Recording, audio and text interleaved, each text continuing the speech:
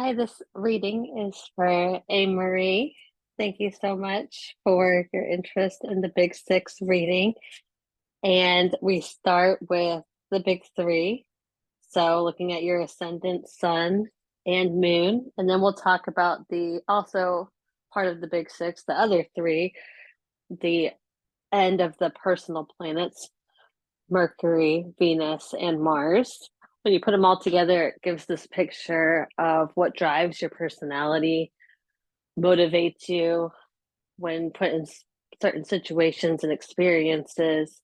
These are the key planets that come together to give you the inner drive to do things and face things differently than other people would.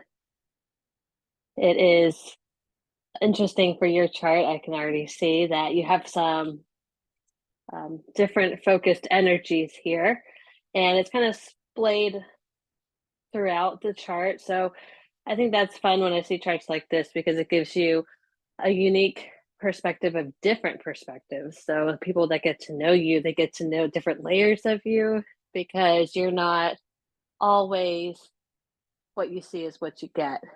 So I'm getting the feel, Anne-Marie, that you're somebody that surprises people once they meet you, once they get to know you, and when they see you in different lights of settings, that you have a lot more um, to your personality than than just one dimension.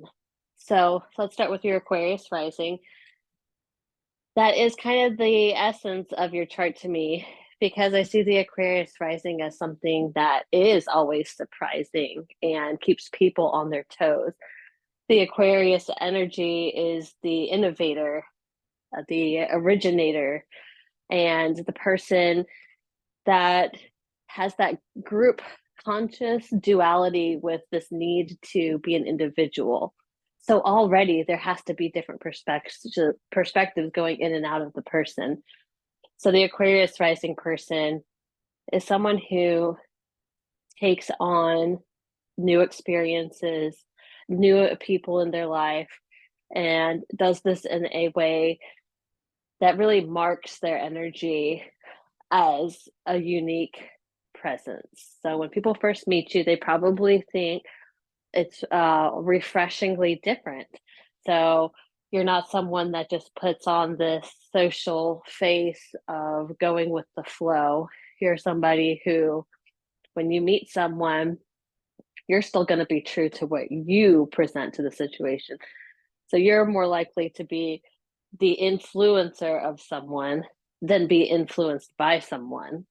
So it gives you this strength in your presence that the fixed energy of Aquarius isn't going to be persuadable like other people on first impressions. You probably are someone that has like a firm handshake, look people in the eye, and people get the impression that you're not going to easily compromise on your feelings about things. It's interesting too because that almost gives like this more serious impression that the Aquarius is naturally ruled by Saturn and Uranus.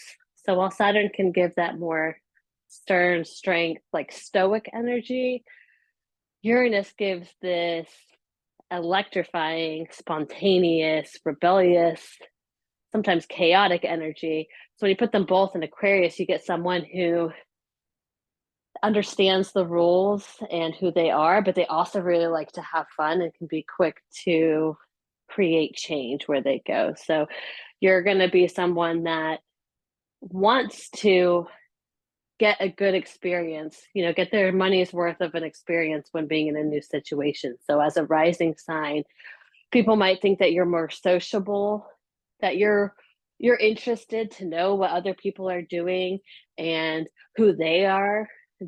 Do they excite you? What's unique about them? Maybe you ask the right questions.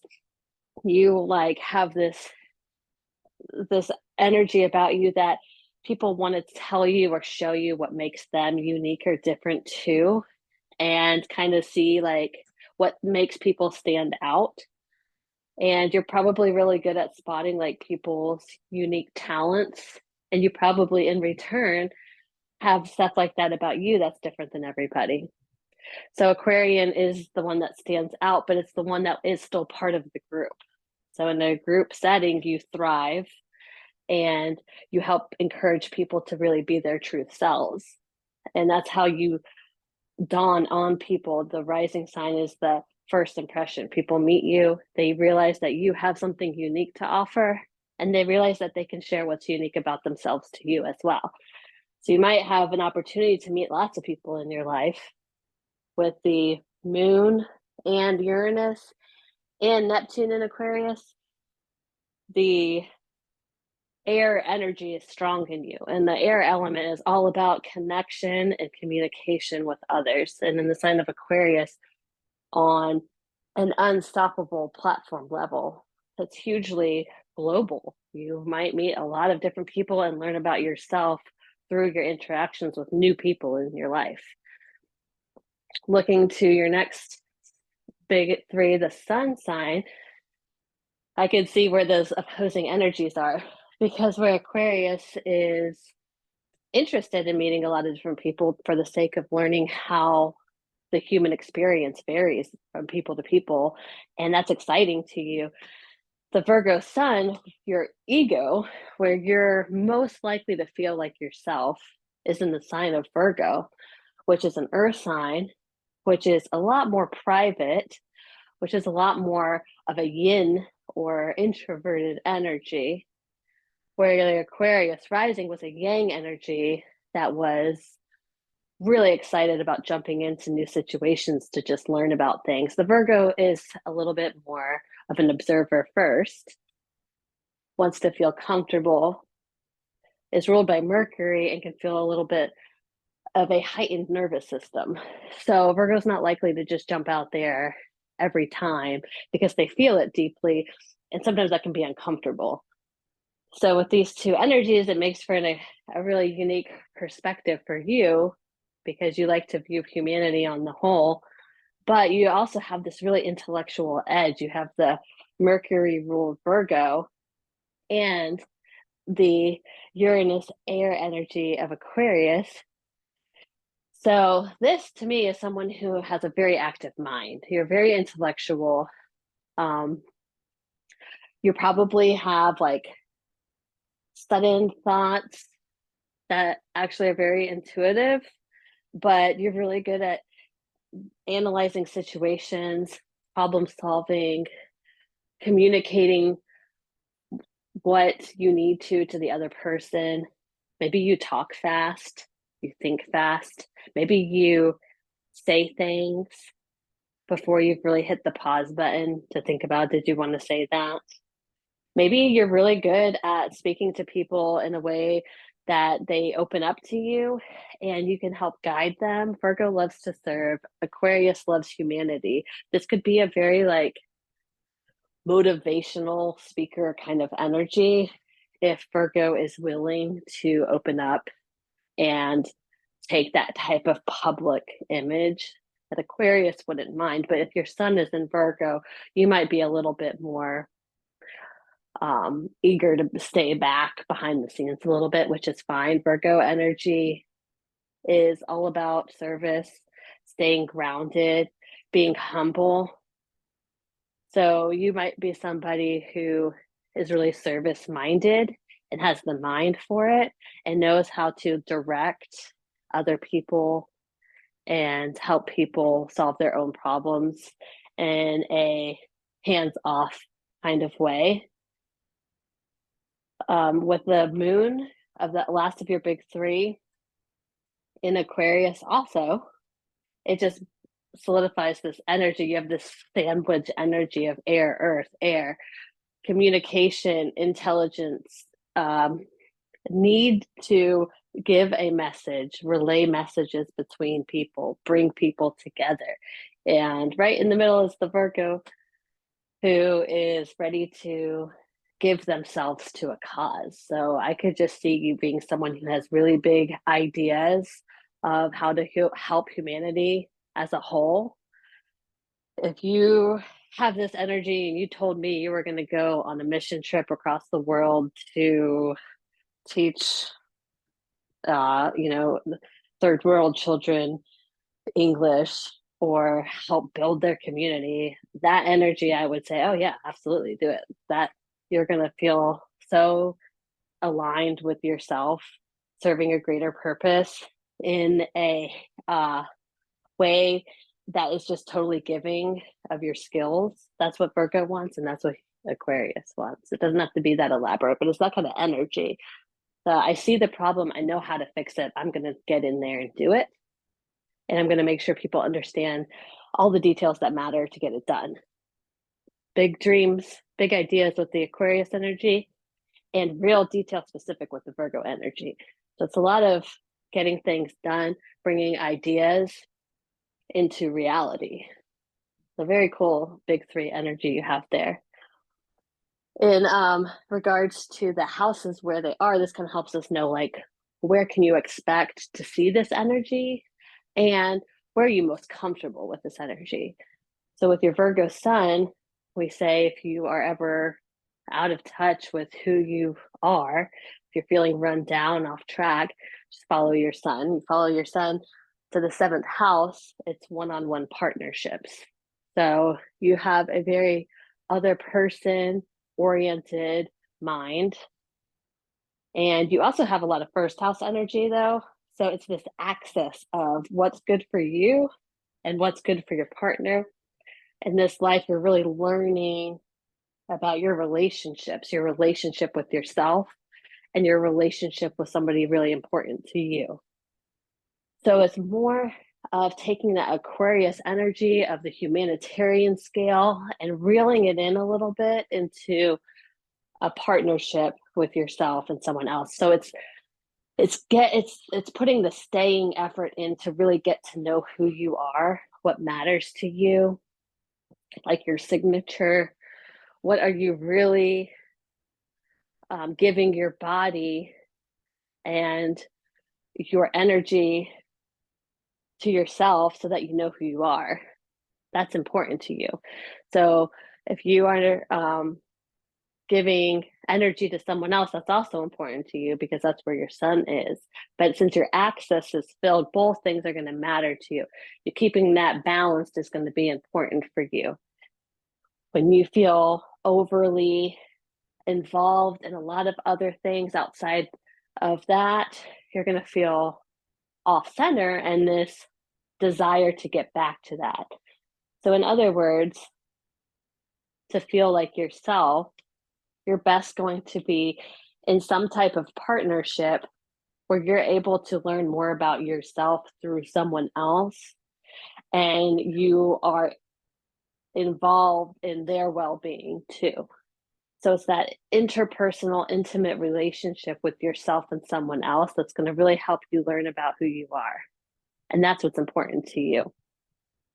So when you go with your big Aquarian save the world ideas, that's great because that's the energy you have.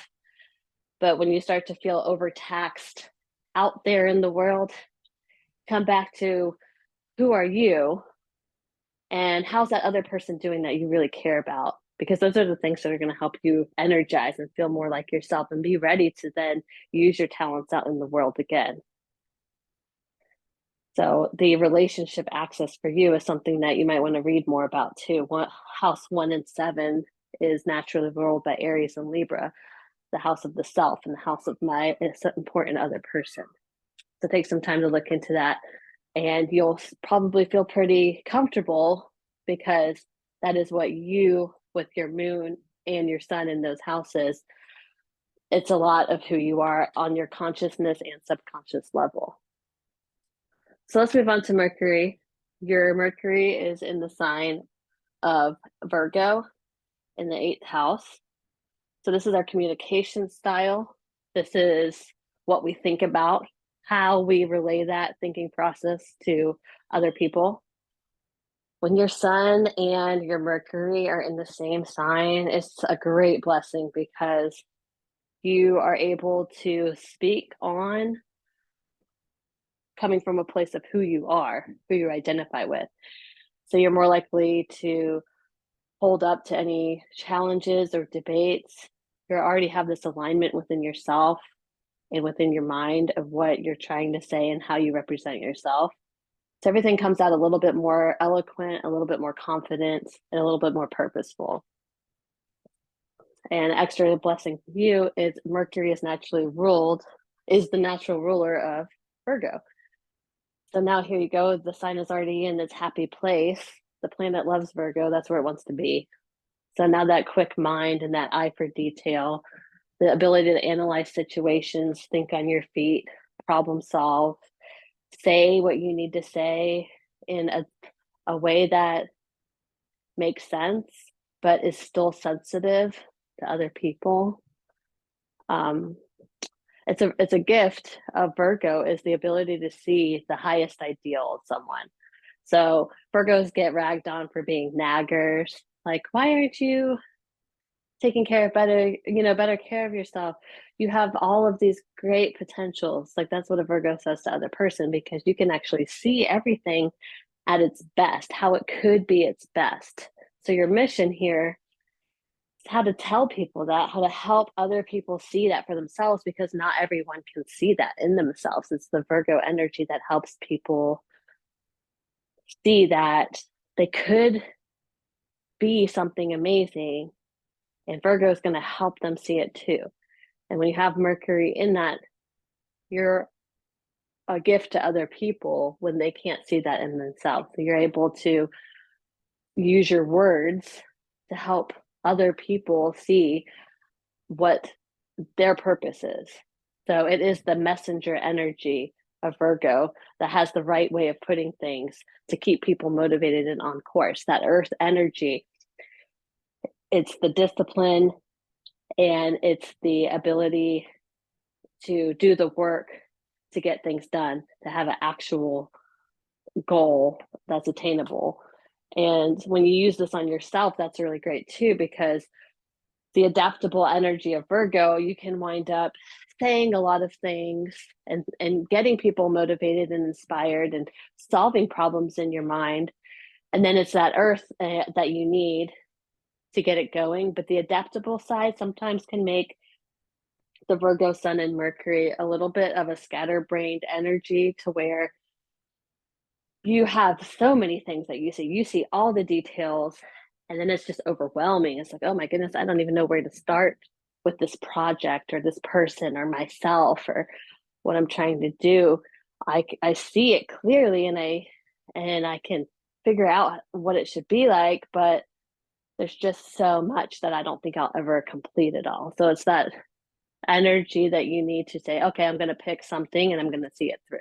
I'm going to start here. I'm going to get that done, and then I can cross it off my to-do list. So anyway, visual planning or organizational strategies.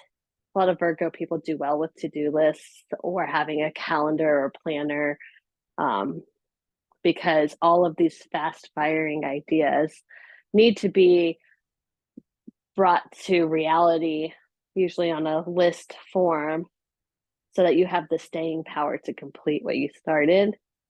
And then that just builds in your ability to accomplish more over time. And in the 7th and the 8th house, it's really about relationships with you. So you're thinking of forming partnerships with people and using this energy to really get to know and become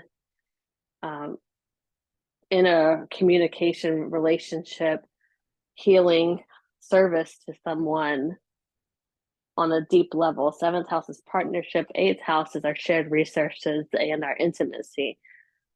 So it's something that you are sharper, you are really this clear messenger when it's in regards to people that you really care about.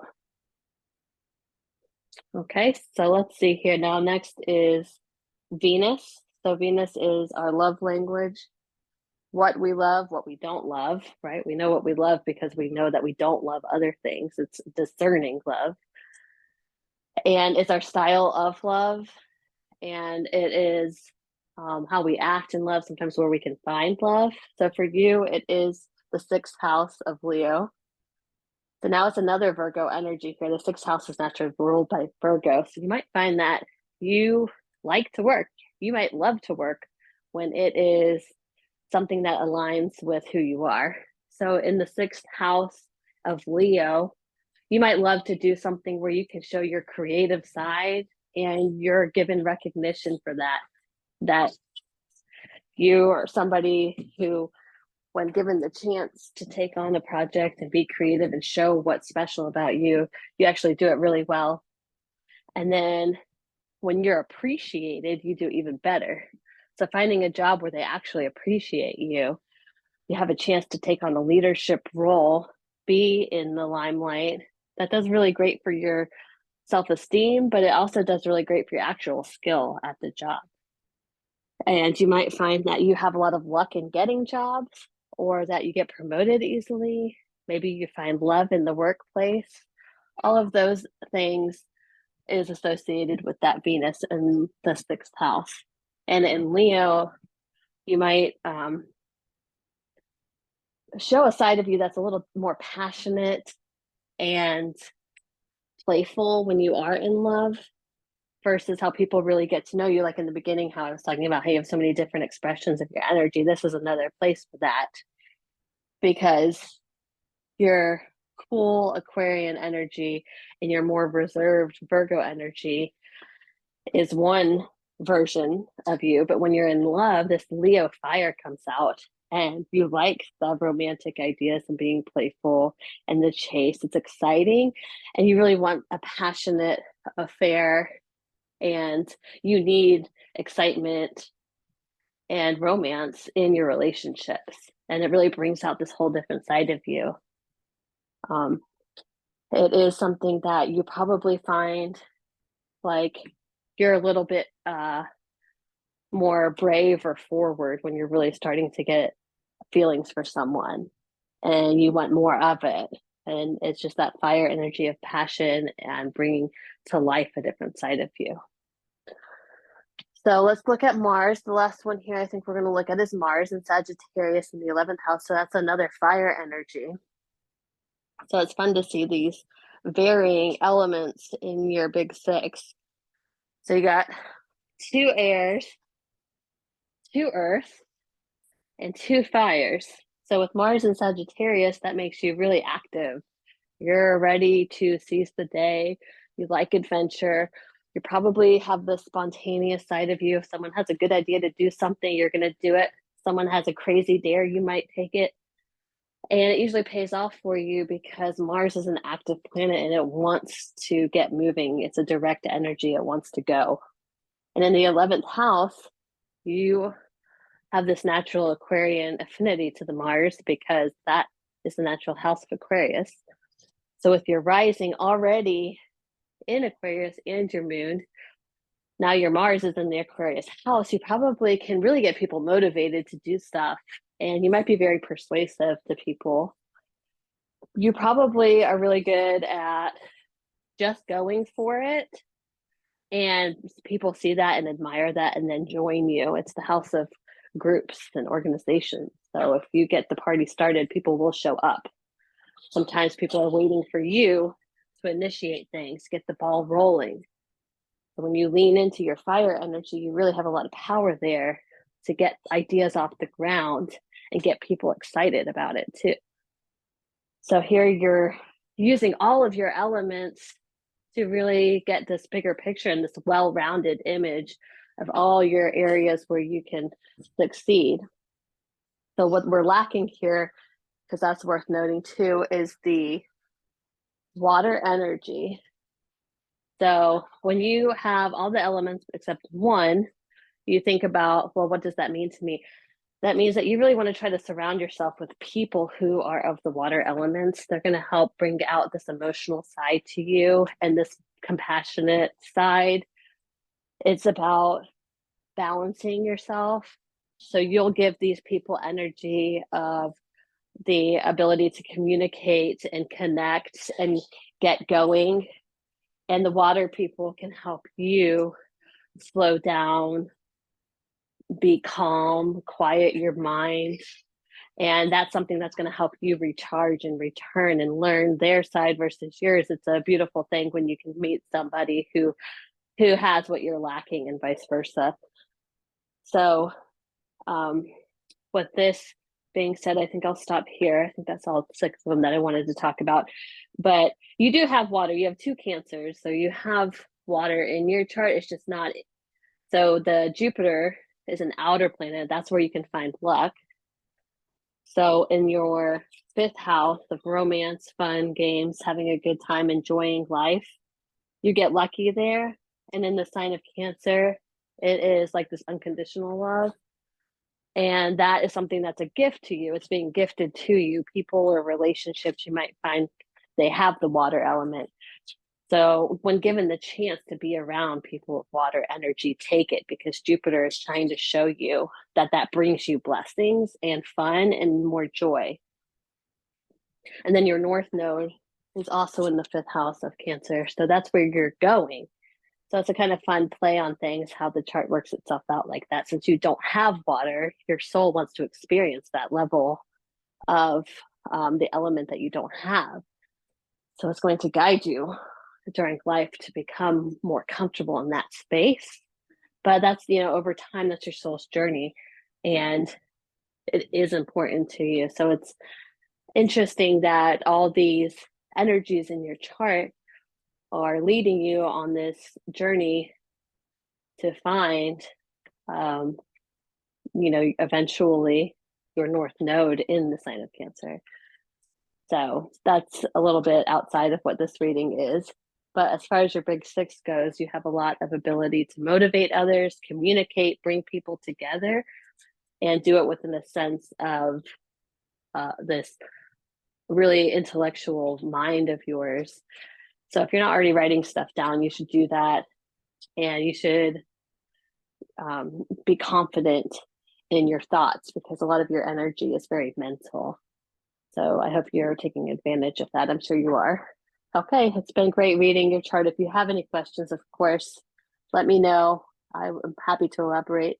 For the sake of time, I'll go ahead and stop here. Okay, thanks so much.